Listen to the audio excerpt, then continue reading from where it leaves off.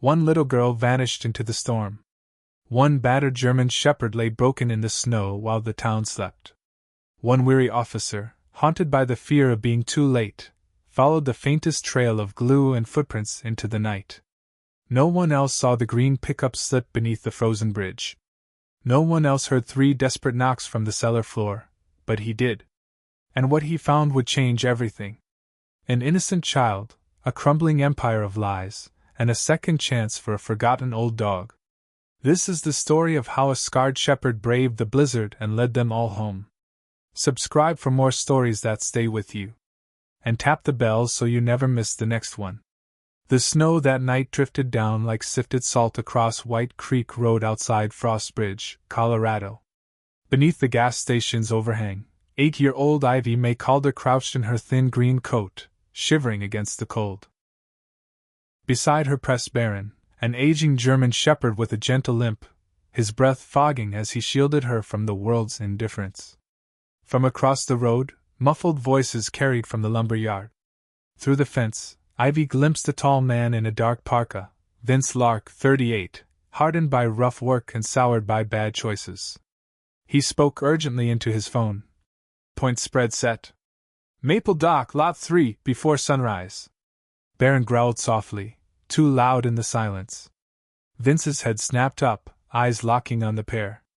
Who's there? He barked, pulling a black baton from his coat.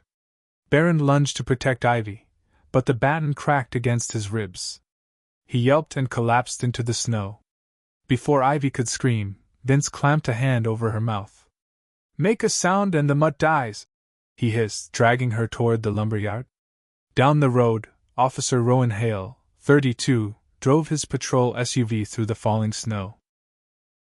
Haunted by a highway accident where he'd arrived too late to save a child, he followed up on a neighbor's report of flickering lights at the gas station. His headlights swept across the lot, revealing Baron's dark shape half buried in snow. Rowan rushed to the injured dog, wrapping him in a thermal blanket and speeding to Dr. Nora Finch's veterinary clinic. Hypothermic, but he'll make it, Nora said, examining the shepherd. Someone struck him hard. She found a collar tag reading only IVY. Rowan noticed gray adhesive fibers clinging to Baron's fur, industrial tape with a chemical smell. If he bonds, he'll track through fire, Nora said, fitting Baron with a GPS collar. Back at White Creek Station, Rowan found boot prints and a child's footprints dragged toward the lumberyard. Baron, though weak, followed a scent trail of sawdust and oil to Maple Dock warehouses. At Lot 3, they discovered tire ruts and caught 17-year-old Elias Rook with an envelope of cash. Under pressure, Elias revealed, "They switch cars at Echo Yard when weather's bad." Vince took a girl, said they couldn't let her talk. The Echo Yard sat abandoned by the frozen river. Inside a storage shed, Ivy sat bound with duct tape, her breath white in the frigid air.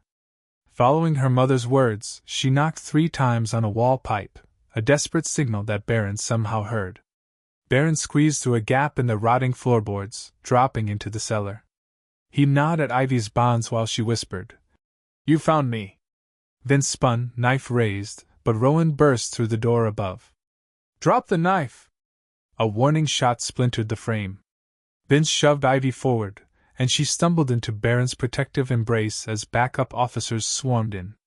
At Beaver Dam Bridge, Gabe Moreno, the 45-year-old shadow behind Frostbridge's gambling rings, tried to escape in his green pickup but was stopped at a roadblock disguised as a bridge inspection. In court, District Attorney Miriam Keller laid out the charges. Gabe received 18 years for kidnapping and conspiracy. Vince got 12 years for kidnapping and assault. The gambling ring that had corrupted the town's high school games crumbled. Elias, who had testified and provided evidence, received a suspended sentence and community service, a chance to rebuild his life. Ivy was reunited with her Aunt Claire from Idaho, who promised her a real home. Baron would split his time between Ivy's visits and serving alongside Rowan, a bridge between both worlds. On a snowy Sunday morning, the town gathered outside Cedar Diner. The mayor pinned a bronze medallion to Baron's collar. "Old Shepherd Medal." Ivy hugged him tight, whispering, We made it home. Rowan watched snowflakes settle on the grateful crowd, feeling the old guilt finally lift. This time, he hadn't been too late. Sometimes in winter's darkest storms, God sends reminders that miracles still walk among us, sometimes on 2 feet, sometimes on 4 paws.